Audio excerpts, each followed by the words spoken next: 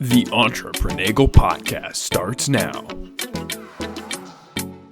Welcome back to the Josiah Nagel podcast. It's been a few months since we've done an episode. We took a break over the summer. So today in this episode, we wanted to dive into our overall business endeavors throughout the first 3 quarters of the year, kind of our goals, our progress, and where we see ourselves growing. So stay tuned for that. We're pretty excited to share where we are so far. But first, as always, the question of the day. What do you got, Kelly? Okay, Josiah, you ready? Mm-hmm. Would you rather live in an apple orchard or a pumpkin patch for a week? Okay, so apple orchard or a pumpkin patch. So apple orchards are kind of a year-round thing, right?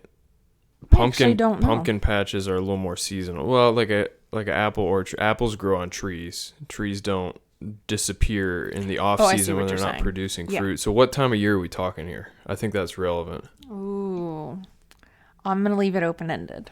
Okay, so I'll assume in the peak of their season, peak apple season, peak pumpkin season.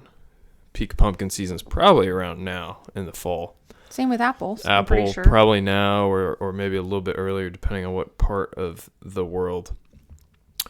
But I'm gonna go with apple. I like apples better. I'm not a white girl going for my pumpkin spice latte in my Ugg boots. Oh my goodness. Pumpkins are good for pumpkin pie, pumpkin bread. Oh, pumpkin bread is very That's good. about all that's on my list of pumpkin flavored things that I really enjoy. Apples, there's a lot of things. Probably top of the list, a good glass of apple cider. Yeah, you do love apple cider. You know the really like pulpy, natural gallon jug that you can get at the store? Yuck. Or if you, I guess I've never made it myself from apples, but that sounds really good. So if I was stuck in an apple orchard for a week, that's probably what I would do. You would be living the life. Make some apple cider. Do you like apple cider hot or cold? Yes. Either. I will take it either way. There's a time and place for both. Cold apple cider is a nice, refreshing drink on a hot day. But on a cold winter day, or crisp warm apple afternoon. Cider in a crock pot or on the stove. Add a few spices, some cloves, I believe you had cinnamon sticks to that. Yeah, I've seen people do that. Yep. It's hard to beat that on a cold winter day. Yeah, I don't think you're far off. What would you pick? Even though I don't like apple cider, unless it's hard apple cider, then I'll drink that. Pumpkin patch or apple orchard, I don't really know. I think they'd both be kind of fun, but I think you're right. It would be interesting if it would kind of depend on the time of year because pumpkins only are a certain season versus an apple tree is there year round. So that would just be different. A pumpkin patch in February is just a field. Yeah. Maybe there's snow. Maybe it's just muddy. Maybe dead crops, that sort of thing. But yeah, maybe I would enjoy the apple orchard just for like at least the shade from the sun if it was like the middle of summer or something. Anywho. So yeah, definitely apples. So what we're talking about today, first, why do we do this podcast? Overall, the reason we started this podcast is to document our personal business journeys, somewhat for personal reflection, to allow us to look back at our goals and think about and form future goals for our different entrepreneurial pursuits. But also we want to share our journey with others to show that it is possible to leave what many would say a secure 9-to-5 salaried job and to follow entrepreneurial pursuits or dreams, or maybe switch to a different job that doesn't seem quite as secure as what you may be doing now, but not really enjoying. So that's why we do this podcast. So a little background about us. Me, myself, Josiah. I don't really have any business experience or credentials. So I studied computer engineering in college. Always enjoyed the engineering problem-solving mindset enjoyed tinkering with computers, so I thought, well, computer engineering it is. So I studied that for 4 years, graduated with a degree in that, and then moved on to a 4-year stint in the U.S. Army as a communications officer. So related in the IT sector. So I have training in computer engineering, IT work. I have experience through the military, and that would have been the natural thing for me to do leaving the military. But I didn't really enjoy it. It wasn't something that I had a passion for or woke up every day wanting to do. So I started looking for different opportunities and kind of decided that running and starting different businesses was what I was looking for. I finished up my service with the Army almost a year ago now, last November, and have been a full-time business owner. And we'll talk a little bit more in a few minutes about what businesses I've been spending my time on and Kelly's been spending our time on. But primarily, over the course of the last year, we've been paying the bills through our e-commerce business. Now, Kelly, a little background on who you are. I met Josiah while studying electrical engineering.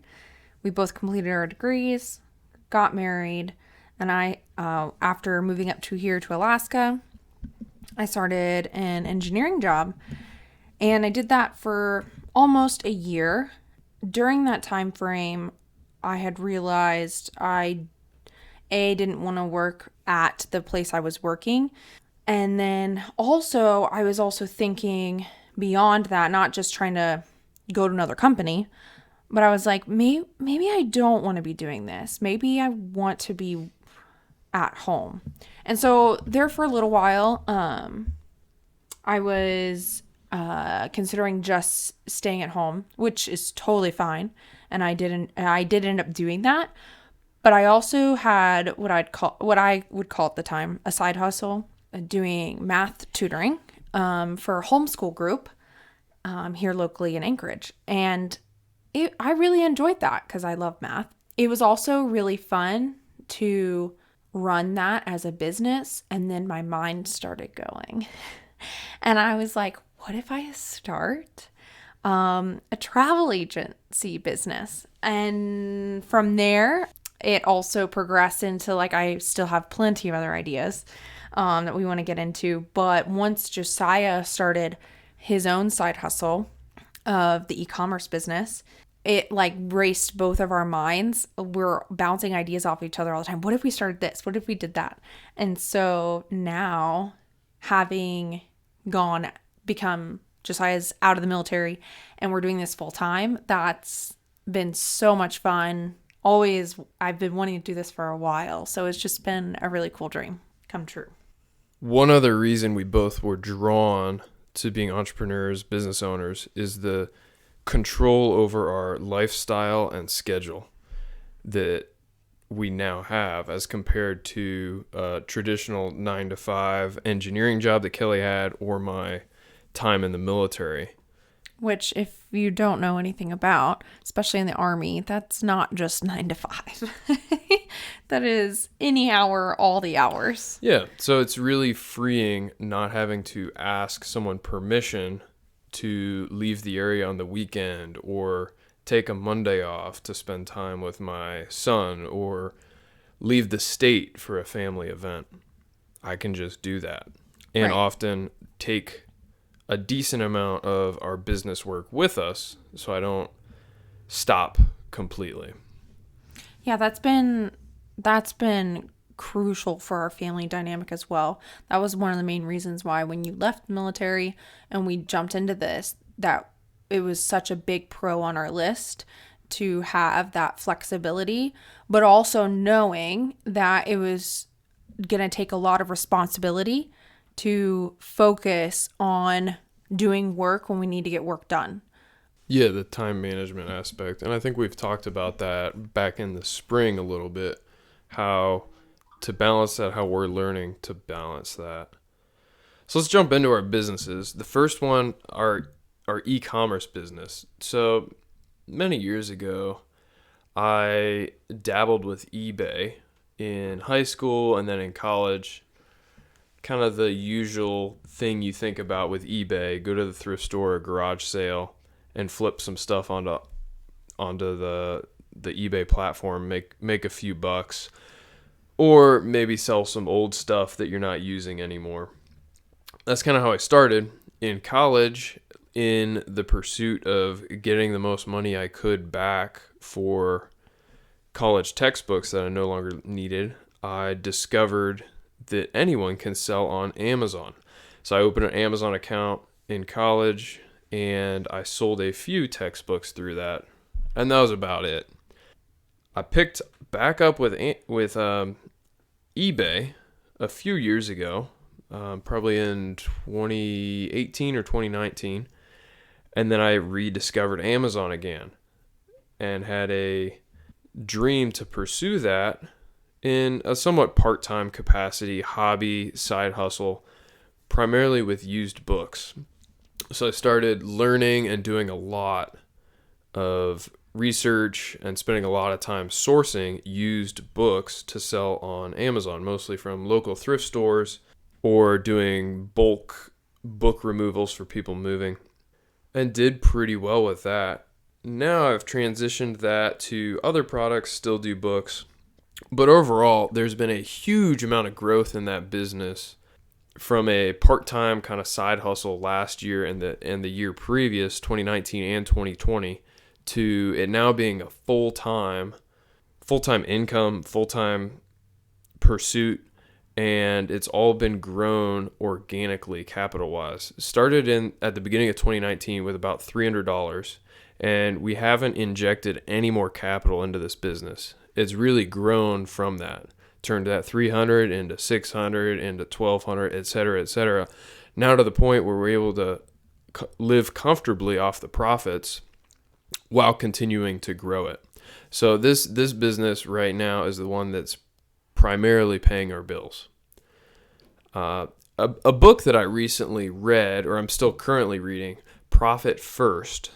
I can't remember the author right now, unfortunately, but it's a great book for any business owner.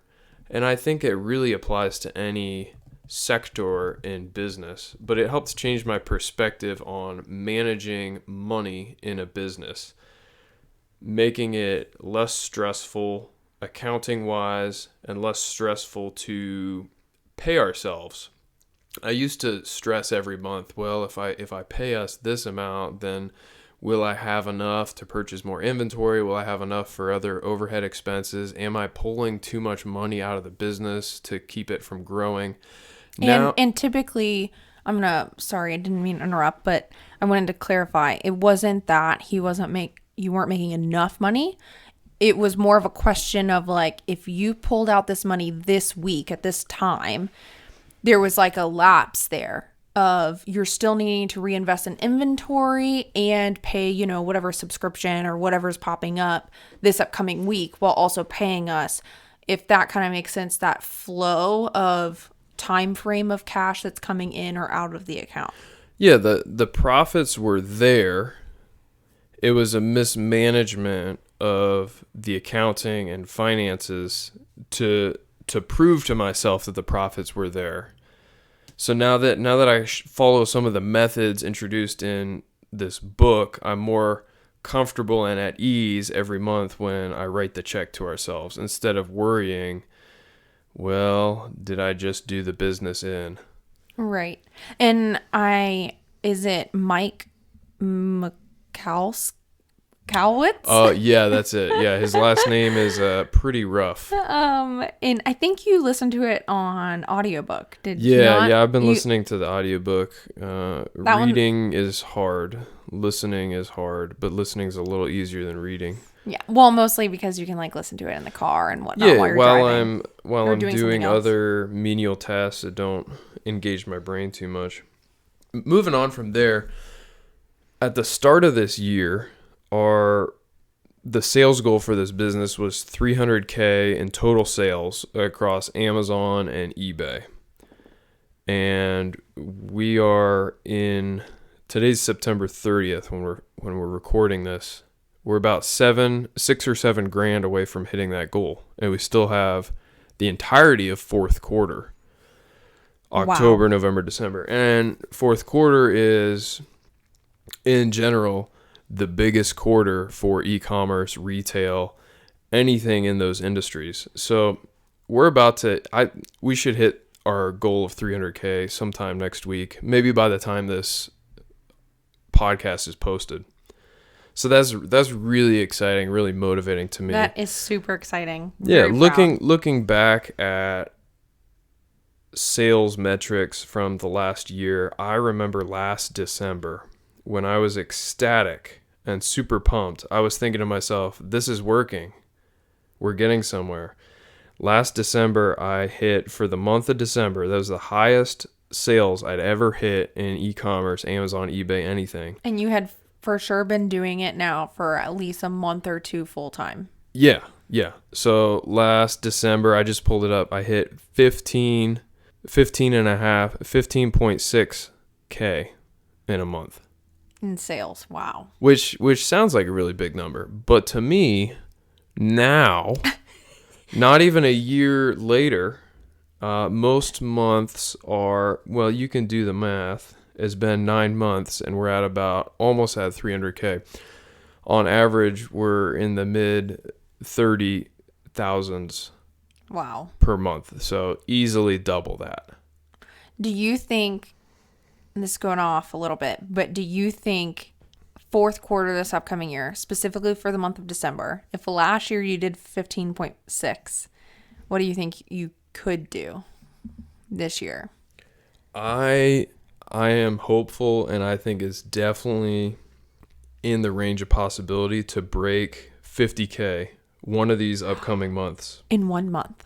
Mm-hmm. Wow. I think the best month we had this year 50K in 1 month in sales. in sales. Yeah. And Wow. yeah, these are all sales numbers. We're not getting 50K profit that we spend on Lambos every month.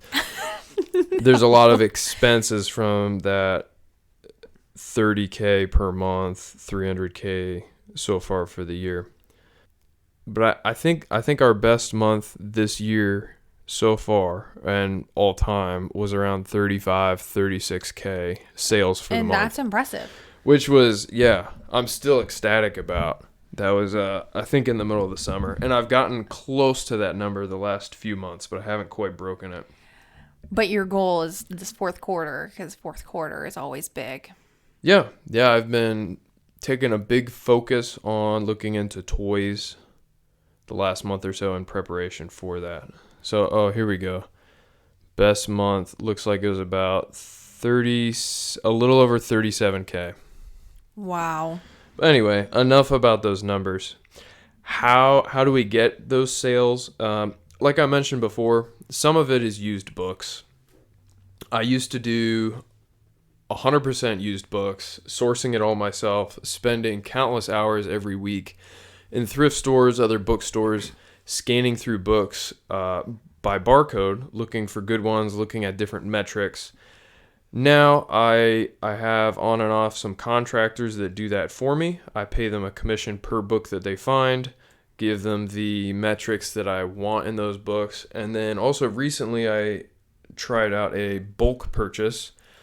There's a lot of Amazon sellers nationwide that purchase used books from different sources by the pallet, and then they go through them and find the ones that are worth selling on Amazon. Some of those companies that do that have too many books for them to handle to sell on Amazon. So I was able to purchase, I think about 800 or so books from one group, and they sent them into Amazon for me. I never had to touch them. And so far, I'm pretty happy with that. I've been getting very consistent sales from those books, a couple $100, $100-$200 a day consistently since that pallet hit the warehouse. So that's really exciting.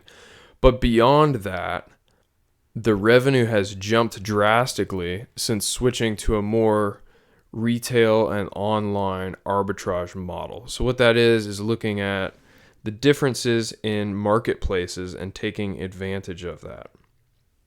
So I go to retail stores in the area or online retailers that are selling an item, whether it's a toy, a household good, or a summer outdoor product. They're selling it at a certain price, but on Amazon, because of the power of Amazon, people's trust in their platform and customer service, sometimes that item can be selling for a decent amount more. That allows someone like me to buy from the one retailer and put in the work and effort and sell it on Amazon for a profit. So I did a lot of retail arbitrage, going manually from store to store in town and during a few of our trips around the country. Now I'm trying to switch it more to online arbitrage, where from my house I do a lot of research, a lot of sourcing from a computer on the web, and I purchase and mail those items, sometimes directly to the customer, most of the time to a prep center. And that prep center then checks in those items, preps them, and ships them to an Amazon warehouse. And from there, Amazon themselves fulfills it and sends it to the customer. Trying to set it up that way so I don't have to be as hands-on with the inventory. And it's a business that I can quite literally run from anywhere in the world from my computer. As well as it's a little easier to scale this way. I think long-term goals hope to maybe move into wholesale, where I'm purchasing large quantities directly from distributors or manufacturers. That, in my opinion, seems like a more sustainable business, but probably slightly lower margins, profit margins than what I'm getting right now. I think that's enough about that business, about our e-commerce. If that's interesting to you and you want to hear more about it, I enjoy talking about it. So let us know. If there's something in particular you want to know, I'm happy to make a few videos or a few podcasts and share my experience so far. But our next business, you want to head this one off, Kelly? Yeah. So our travel agency business, it's called Travel the Last Frontier. In the spring of 2021, so this past spring, we actually... Didn't we chat about it on a podcast? I'm pretty sure we chatted about it on a podcast. We had actually discussed and had plans to go ahead and close down that LLC and wait to relaunch at a later date. Most of that was sadly due to the continued restrictions in travel from the state government, or the Alaska state government, with COVID going on and everything else. It was definitely a tough decision, and we didn't want to take it lightly either. We were just having a hard time, not only because travel was down, clearly, in 2020, let alone discouraged. We also weren't sure if we wanted to encourage people to come up here or not. It was just kind of like up in the air. But when the state government in about, May 2021, they lifted their restrictions, and we went ahead and decided, okay, let's just do it. Let's just jump all in. And we went ahead and tried to revamp the travel agency because of like the upkick in travel that was going to occur. So 2021, the beginning of the summer, we were still like mulling over it. So in May, we were like, okay, let's do it. But then we kind of dragged our feet a little. We started posting more on social media for advertisement. And it was still rough because if you don't know the travel industry in Alaska, I think it's about 70% of visitors come by cruise ship. Well, cruise ships were still not able to come because of the federal rule regarding having to stop at one international port, or you have to pay whatever fees or something. I don't know. Something along those lines. So Canada had a closed border. So it was really hard for people to come drive through. And then by cruise ship, Canada had closed their border. as well. So it was making it very difficult for cruise ships to come up here, which is again 70% of the people who come by cruise ship. So I think they ended up, something went on with federal government rule. I think they lifted something, and there was like a couple that ended up coming. We don't normally focus on cruise ship people who come by cruise ship, which is fine. We just focus more on like driving and touring that way. But it was a really big deal when more and more people start coming by airplane. That was starting to kick up, and we were starting to see in like June or July the like crazy amount of people still coming, and the lack of rental cars available. And with all, I think we did a whole episode on that, so you can go click through and find that old episode. I won't go into why. But because of that, we were like, okay, let's just do it. Let's jump into Turo as well. So all in all, we were like, let's do a travel agency business that focuses on booking itineraries for people, creating itineraries for people, booking activities for people, and booking and making available a rental car. So that was a whirlwind of transition between like March, April to June, July. It felt like whiplash.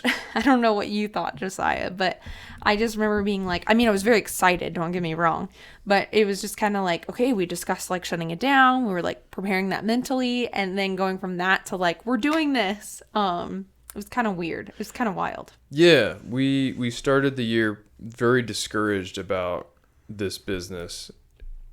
I think in our previous episode that we'll link down below when we talked about it, we had designs to have a full-time income with this business and related travel industry pursuits. And we gave up on that in 2020 with a lot of the restrictions that came travel-wise. And so, yeah, we quickly went from still very discouraged to now we've added a rental vehicle, and we were able to book several clients throughout the summer. And we're getting real excited for the 2022 season. Wow, lots of twos there. A lot of twos. We're finishing with the update of our website. We're revamping our social media presence, looking for new ways to draw in clients and people that we can help for next year. Because believe it or not, the way the Alaska travel industry and season works, because there's such a short window in the summer and there's so many people trying to come visit when the weather is nice, stuff books up pretty quickly. It's not crazy for someone today in November to be booking a fishing trip or a train ride for next July. That seems pretty far out, but if you really have your eyes set on a certain trip or a certain adventure in Alaska, you got to book far in advance. Yeah, and that's been really fun to start going ahead and working on next summer, because for a year or so now we've kind of been like, are we doing it? Are we not? And so now with the consistency of, okay, we're doing this a full-fledged, now we're really excited to help people book their trips up here. And having done a couple of clients this summer and previously before, it's been really fun, and we've been really enjoying doing that. And I would just say, if you wanted to do a fishing trip, I'll add that in because you mentioned it. If you want to do a fishing trip, you need to start booking now. If you want a fishing charter and you want a specific type of fish or combo package, whatnot, you got to book your date at least 6 months out. But you can book it up to even a year out. But yeah, I mean, there's still a lot of stuff open come May or so. Sure. But the really popular places or the best fishing, the popular dates are going to start booking up. Yeah. So I enjoyed that throughout the summer with this business. We were able to expand our vendor list. We added a lot of new vendors we work with, and we built better relationships with some of the ones we've worked with in the past. So that was really cool as a way of adding additional value to our clients. We're able to now offer some discounts with some of the vendors we have if people book through us. We also do, when we book for you, we also work a way to help you guys make the most of that trip. We not only do activities, but we also do hotels and clearly rent a car. But we do lodging as well. I mean, I shouldn't say just hotels because there's cabins and whatnot too. But that's been really fun to encourage people to go try new places. Going into Turo. When we expanded into Turo, we were super excited about it. And we currently have not only the availability to book you on Turo, but we can book you directly as well. You can add, we have one vehicle right now that we got at the end of July. It was a Toyota Highlander. We call it the Purple People Eater. I don't know if you've heard that song, but you should go listen to it. So since we got it at the end of July, we were able to put it up on Turo's platform shortly thereafter, within a few days.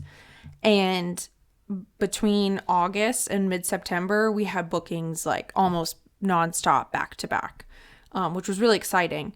But once mid-September hit, when the tourism season started dying off, we have now seen definitely a slower pace in like bookings and for extended periods of time, like how long people will book their trips for.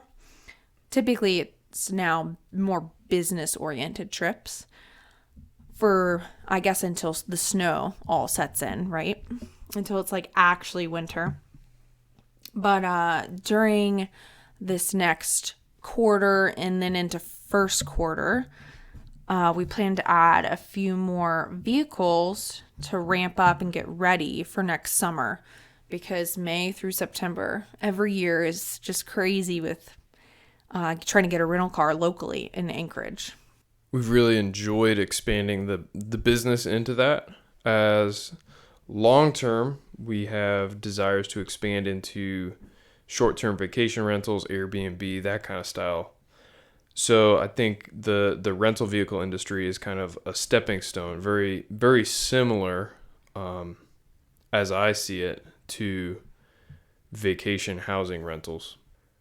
If you are interested in us doing a podcast or video regarding Turo and the how we've run it as a host, or even if you're interested as a guest, if you want to know more about Turo, please let us know. And we can, if you want a video like that, that'd be great. We can do that for you. How do you do that, Kelly? How do I let you know that I want a video about either Turo or what was the other one? Oh, Amazon, the how to sell on Amazon or eBay and all the e-commerce related things from Josiah. You can follow us on Instagram. I'm there. You can find me at jellybagel_AK, and Josiah is at baconbagel_AKA on Instagram. You can also and Facebook. And Facebook. I think for Facebook, you can find it the same way. I think it's just without the underscore. So Jelly Bagel, AK. Josiah's is Bacon Bagel, AK. On Facebook. You can find us on YouTube. You can type in Entrepreneur. Yeah, we have a number of YouTube videos on our Entrepreneur channel that haven't been released as podcasts. So if you're listening to this as a podcast, you can go check out some of those videos, or if you want to see our faces, you can watch us doing our podcasts. Yeah. And if you're on YouTube watching this, then you could flip over to any podcast. If that makes it easier, you can find us anywhere you like to get your podcast from.